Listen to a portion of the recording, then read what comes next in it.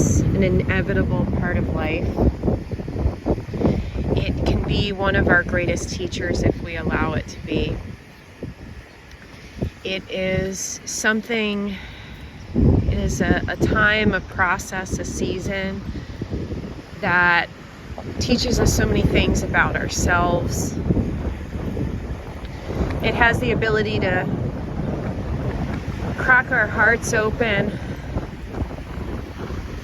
turn our lives upside down, make us question ourselves, make us question a lot of things. And I found that in the end, it was one of the best teachers that I've had. I heard this quote one time that said that grief is love without a home, and I always thought that that was so beautiful. Because when the thing or the person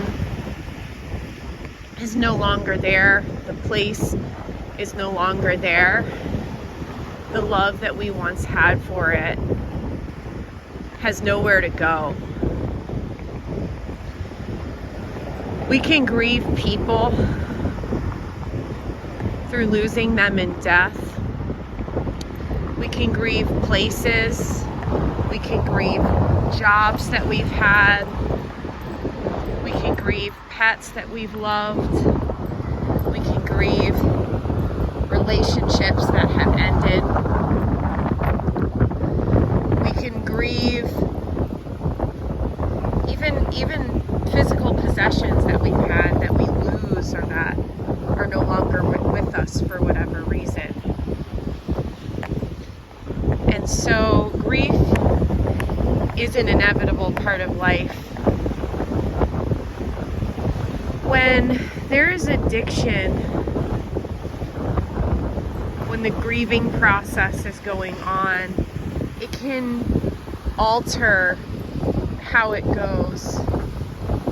It can change the course. Sorry, I'm putting my gloves on because it's kind of cold here by the water. It can change the course of the grieving process.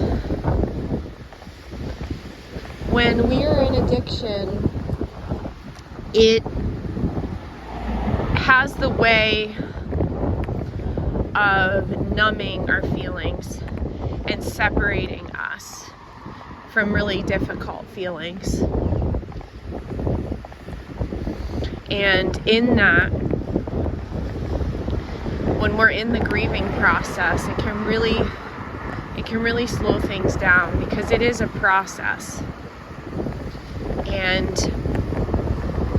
I've learned a lot about this.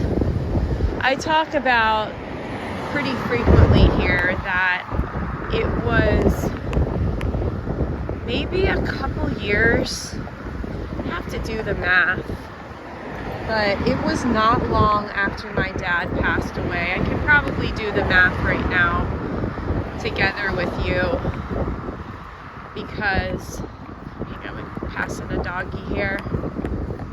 Thank you. Cute doggy.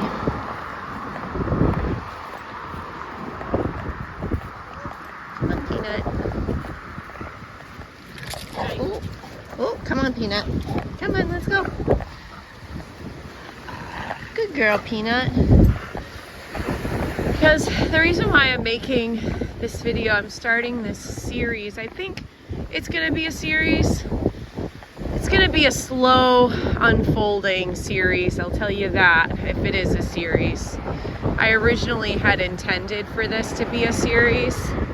I know that we're not going to cover everything in today's video, so it's gonna definitely take some other videos other than this, but it's gonna be a slow process to unpack this, because this is not only a dense subject, but it is, this isn't easy to talk about. Grief is not easy to talk about. And I'm at a point in not only my recovery, but in the grieving processes that I have been trucking through, where I've come to the dry land of the distant shore, because grief can often feel like just waves of emotions, waves of sadness that, you know, similar to the waves in the lake right now, where they just come and go and we can't control them. And there had been many years for me, and when it was coupled with my kratom addiction, where it felt like I was just in a sea of these waves that were hitting me over and over again. And thankfully, after getting sober, I had the chance to really work through a lot of this grief. But I'm to the point now where, you know, you hear it said sometimes when you talk about losses that it changes you, and it's not that it ever gets better, it's that you learn how to make more sense of it. And these waves that I speak of, they become fewer and further between. And so I'm at a point now, and what I'm getting to you in this long-winded explanation is I'm at a point now where it's been 10 years actually. This past week, last week actually, was 10 years since my dad passed away. And it's actually going to be what would have been his birthday in a couple days. And it's been 10 years. And so doing the math with that, I've been kratom free for 4 years, and I was on it for 3 years. So that's 7 years. So I was about into the 3rd year after losing my dad when kratom crossed my path. And at that point, I didn't really know how to make sense of it. And I had lost other family members as well, so it was just like this compiling of losing people that the closest people essentially to me. So in the beginning,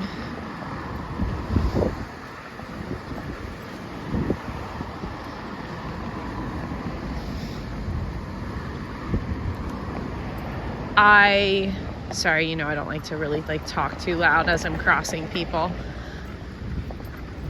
When I first found kratom, I was still in a part of my grieving process in the very beginning stages, where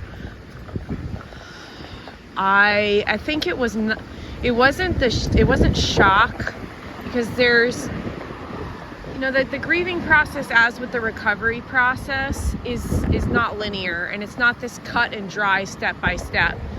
Like, I think if you look it up, there's like the 5 stages of grief or something, but that's just, you know, a general explanation of some of the things that you can go through when you're grieving.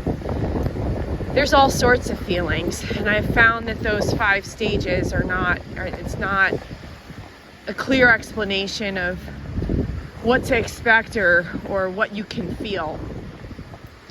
And for me, and for a lot of us, and everybody is different, I believe, the initial shock of the loss is, I believe, one of the first stages of the grieving process.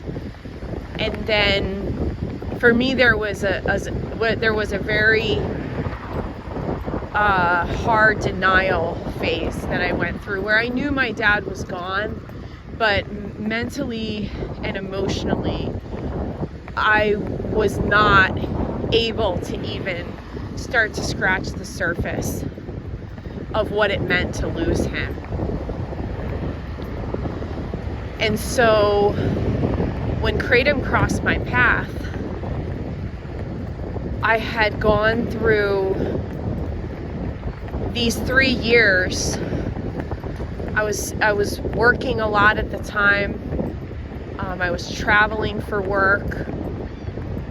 My son was young, so I was focusing on him. As you can see in some of my videos on this channel, and I've talked about it a lot, I was addicted to weed for 15 years, and that was really in the thick of my weed addiction. I was working with weed. And so I had a lot going on, and I was not in a place where I could slow down enough to focus on the reality of losing my father. And I've talked about this before, that there's something when we lose people that we're related to, that are close in our genetic lineage, I believe, with our parents, our children, our grandparents. And this is just my own theory. I haven't really ever researched it or anything. But I have this theory that, our genetics are coming from our parents and our grandparents. It's literally the fiber of our beings is coming from the generations before. Same thing with our children. Our children are literally part of us. And I believe that when we lose them, that we can feel that in the fiber of our being.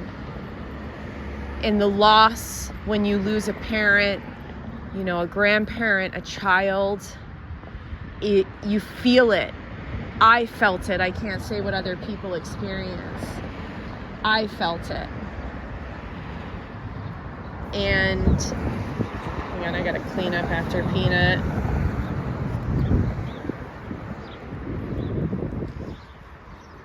And so it's a profound loss, and it's a physical and a mental and an emotional process. And so when I found Kratom, and I had all this other stuff going on, I'm smoking a ton of weed. I had already quit drinking at that point, but I'm smoking a ton of weed to deal with life, basically, and to deal with this loss. I was not able to even look at this loss. And the Kratom came along, and it seemed too good to be true, and that's because it was.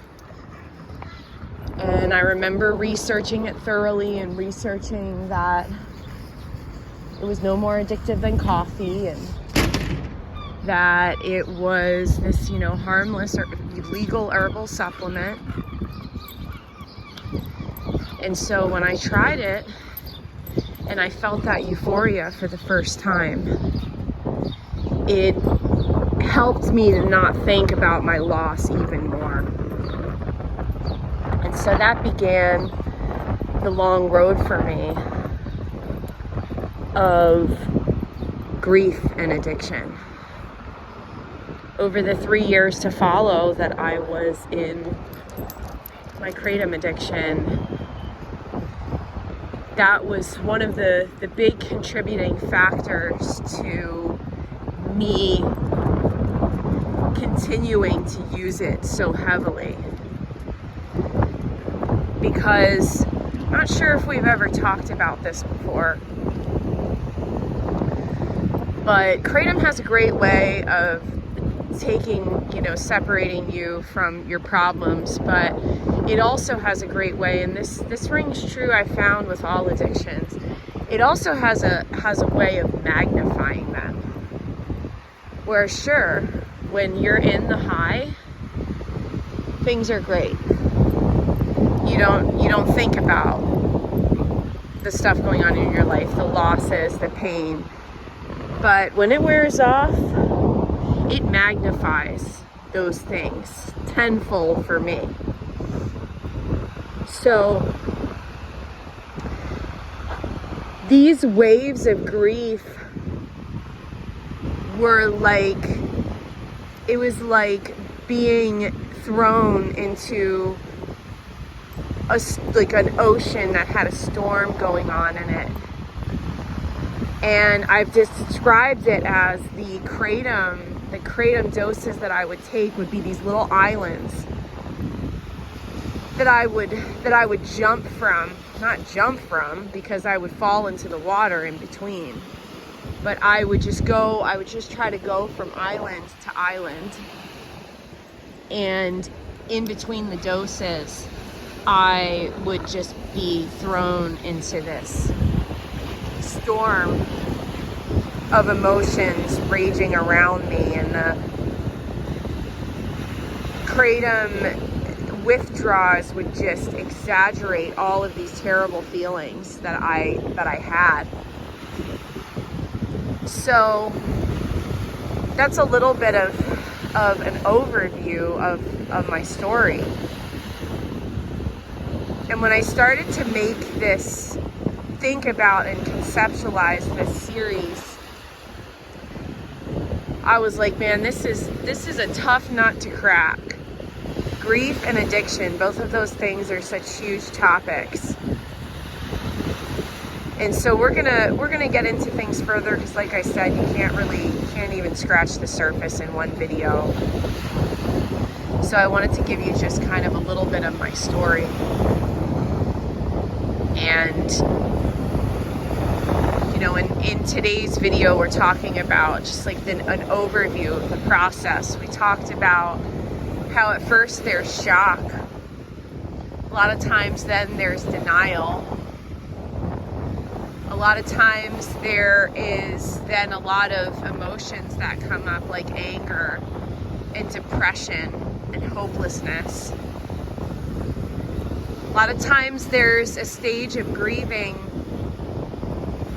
that can be like you're trying to bargain with yourself, or bargain with God, or bargain with anything that you can about, you know, if I do this, can either this pain be lifted, or if I do that.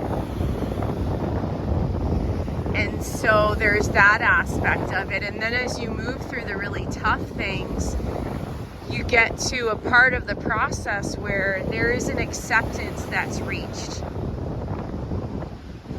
And then for me, there was a point where I quit all substances, and my recovery process really began. And coupled with that acceptance, I was able to really process what it meant to lose these people that were so close to me. And I believe that's a really valuable part of this process as well, because, you know, you need to make sense of this. When you're dealing with shock and denial, it's really easy to not be able to see things and feel things. It's too painful to feel these things a lot of times, and that's why it's a completely valid coping mechanism to be in shock and be in denial, because a lot of times it's too hard to even make sense of. But there comes a time and a place, and especially when it's coupled with sobriety and recovery, where there comes a time for looking at looking at what we've lost, and looking at and feeling the things that we didn't want to, or that we weren't able to feel at that time. And for some of us, it takes years. And I said before that grieving, as with recovery, is not a linear process.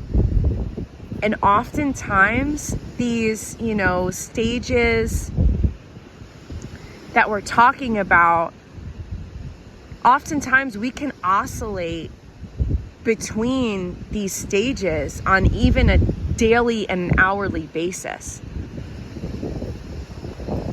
And that's completely okay. So that's what I want to emphasize in today's video too, that it is completely okay to feel whatever way you feel in your grieving process. It is completely your own.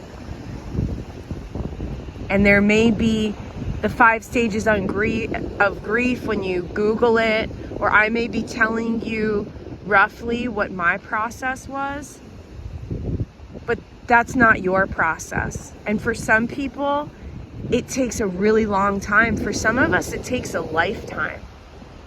Because like we were saying, you never get over losing somebody that you've loved so much. You just find other ways to feel about it and to think about it and to handle it. The loss will always be there. And what's really beautiful about grief is it has the potential to change us and to teach us. Like I was saying, it can be one of our greatest teachers, because it is an inevitable part of our lives. Everyone will lose somebody at some point, or something, or some place. And it is one of those messy and raw and utterly beautiful, real things that we go through in our lives. You know, we live in this time, in this culture where we go onto social media and we see these curated images of perfect lives and perfect bodies and perfect families. And that's not real. When you turn on the television or when you go online, all of those images are not real.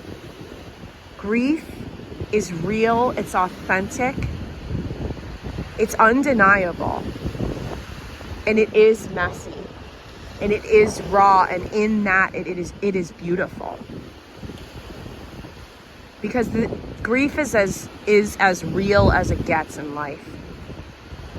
And sure, when we go and we look at those curated, edited, filtered images, it may look beautiful, but it's not real. So grieving is an opportunity for us, just as recovery is an opportunity for us. And it's easy to kind of glaze over the importance and the depth of this. Peanut, what are you doing? She doesn't like it when I make videos because she knows she's not the center of attention. Do you want to go? Come on, let's go. Come on, let's go. Come on, Peanut. Come on. Let's go. Let's go. It's kind of hard for me to sit down in front of the camera on certain days, on certain weeks. My schedule has been all over the place at work. We're starting to get into the spring and summer season here in Chicago, and that's when I start to play more shows with my band, and so that's kind of ramping up. I have a lot of other stuff going on, little projects and endeavors that I'm always involved in. Come here, Peanut. So it's not as easy for me to sit down and make these videos in front of the camera.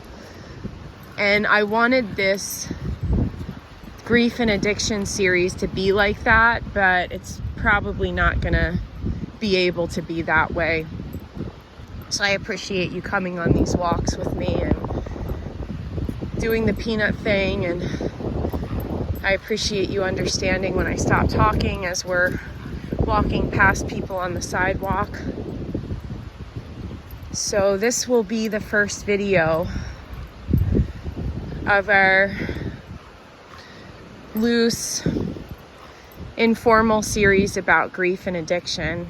And as we move forward, we're going to be tapping into some different things that I wanted to interweave into this.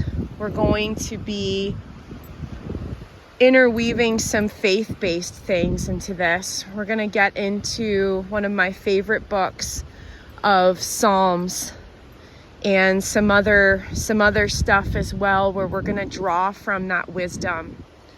And I welcome you to join us with that. I know that some of you are not down with the faith-based stuff, and that's totally cool, but I hope that you'll stick around, because regardless of what you believe, there's still a lot of beauty and wisdom in the books and the verses that we're going to be drawing from. And so we're going to look at those and we're going to contemplate on those. So I appreciate you coming on this walk with us, and I will see you as we continue in this series.